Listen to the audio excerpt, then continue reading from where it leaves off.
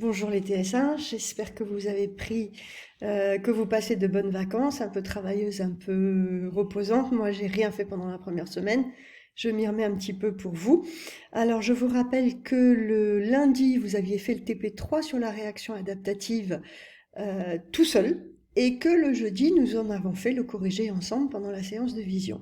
Je vous avais donné comme devoir de vacances quelque chose de tout léger, c'est-à-dire 3 questions à faire sur la fiche de cours.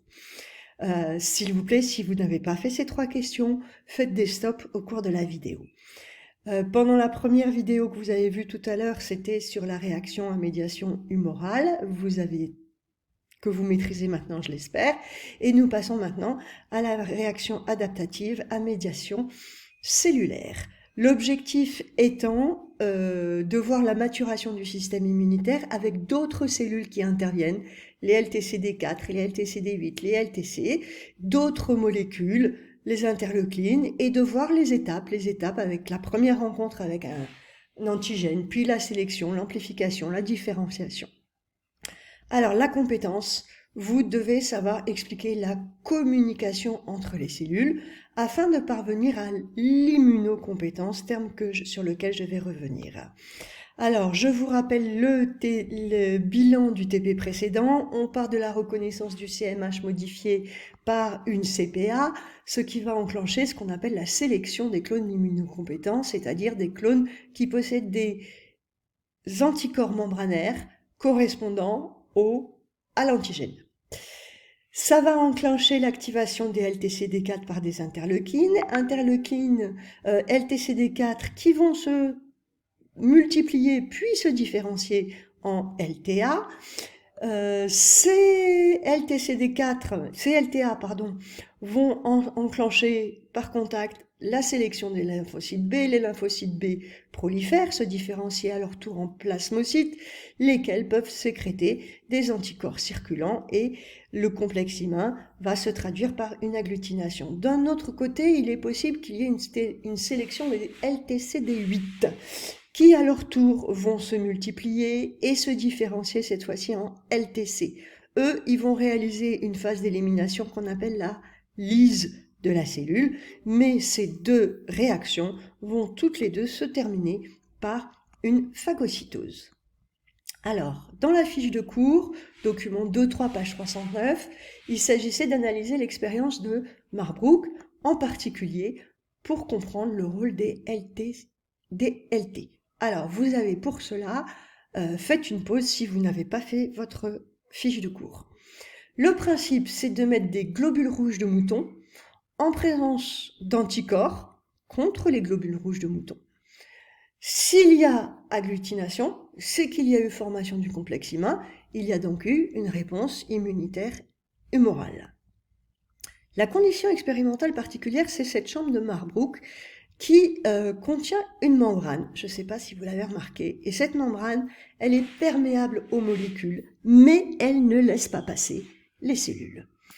Alors, regardez, là voici cette fameuse membrane. On vous donne quelques informations dans le texte. En dessous de la membrane, vous avez le milieu de culture. Dans ce milieu de culture, il y a qui a été filtré, il y a le surnageant qu'on va mettre en contact avec l'antigène, c'est-à-dire les globules rouges de mouton. Et on va regarder les résultats. Alors les résultats ici, c'est un petit peu d'agglutination. Ici, aucune réaction. Ici, beaucoup d'agglutination. Donc il va falloir expliquer ça. Alors, en résultat, dans l'expérience 1, la réponse immunitaire est faible, c'est-à-dire un petit peu de complexe humain. Dans l'expérience 2, rien, donc pas de réponse immunitaire avec les LTC lorsque les LT sont mis seuls. Alors que dans l'expérience 3, cette fois-ci, on a beaucoup d'agglutination, on peut donc en déduire que les LT vont activer les LB.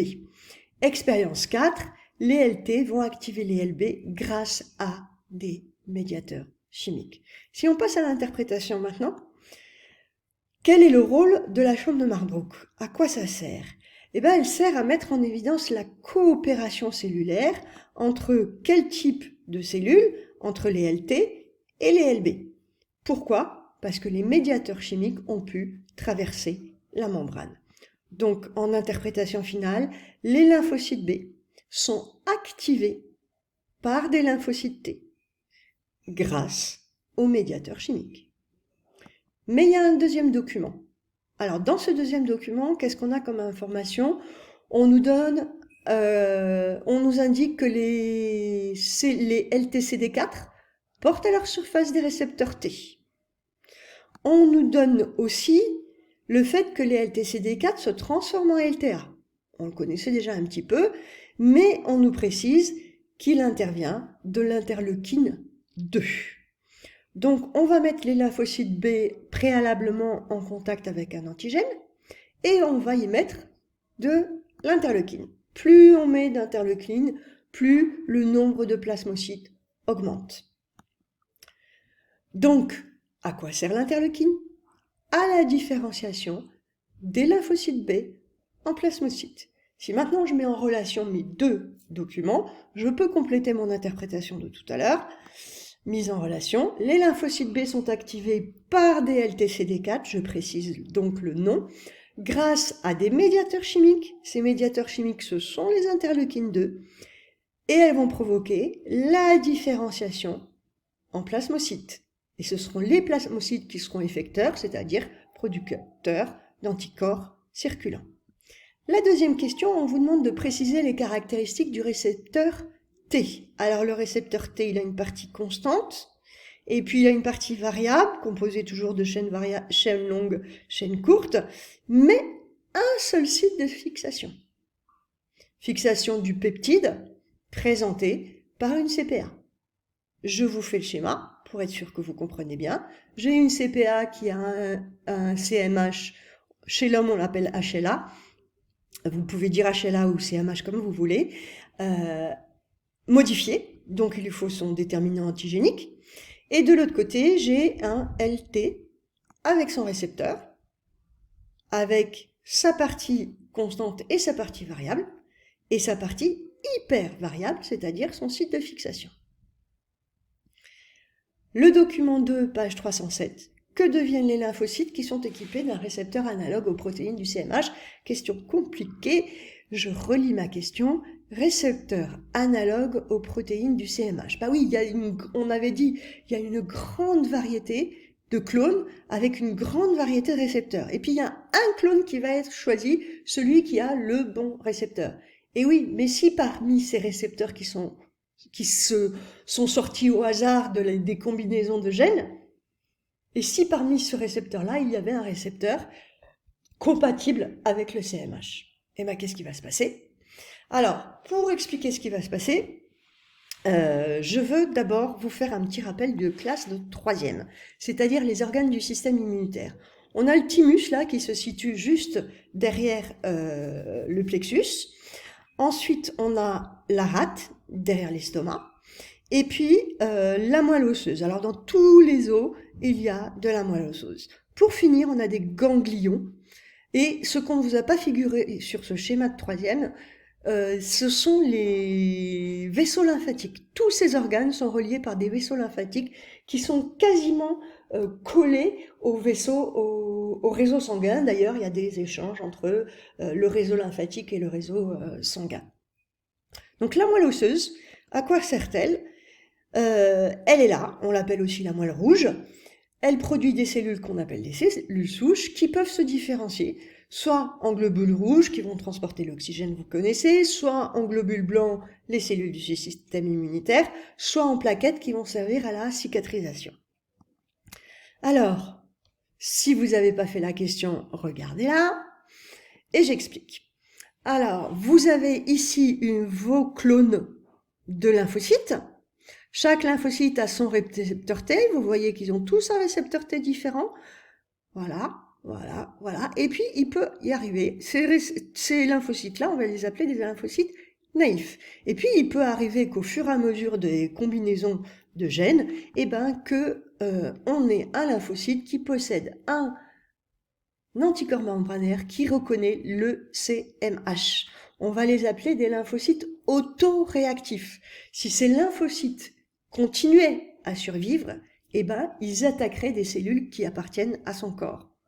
Donc, on appellera ça une maladie auto-immune, une maladie immunitaire.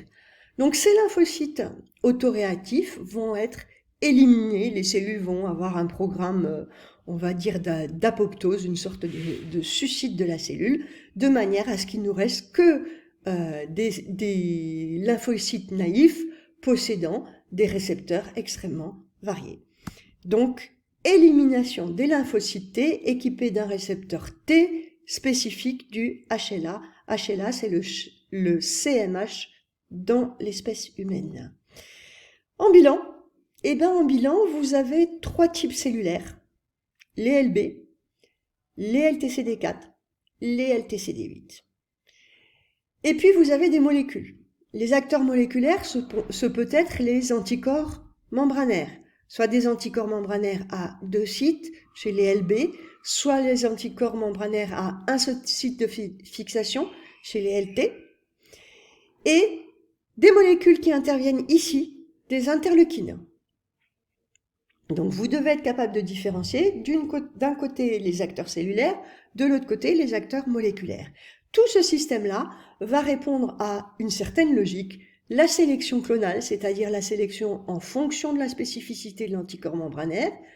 S'il y a reconnaissance, il y aura amplification clonale, c'est-à-dire la multiplication.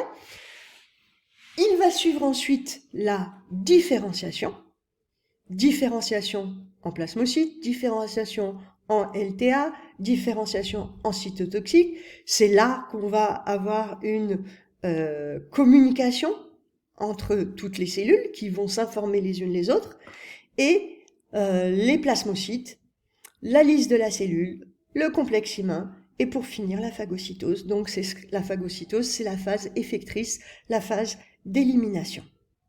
Alors vous avez peut-être remarqué qu'il y a quelque chose dont je n'ai pas parlé ici, ce sont les lymphocytes B à mémoire, les lymphocytes CD4 à mémoire, les LTC-CD8 à mémoire, c'est l'objectif du cours suivant. Finissons avec le résumé. La réaction adaptative est acquise et non innée, elle se construit au fur et à mesure de la vie d'un individu, elle est assurée par des lymphocytes et elle est spécifique. Rappelez-vous que la réaction immunité était très peu spécifique. On commence par un certain nombre de phases, la détection que j'ai aussi appelée la reconnaissance, grâce à des récepteurs T qu'on appelle aussi des anticorps membranaires. Puis il y aura activation pour produire des cellules effectrices, des cellules qui vont être capables de produire des anticorps ou capables de faire la lyse. Et lorsque ces cellules sont choisies et se multiplient, on appelle cela l'expansion clonale. Les clones vont se différencier, là vous l'avez compris, avec l'intervention des interleukines, puis il va y avoir, pour finir la dernière phrase, l'élimination des cellules. On peut éliminer des complexes humains, on peut éliminer des cellules cancéreuses, on peut éliminer des cellules infectées, et puis pour finir, la phagocytose. Vous avez des exercices à faire pour la séance prochaine. Je vous remercie.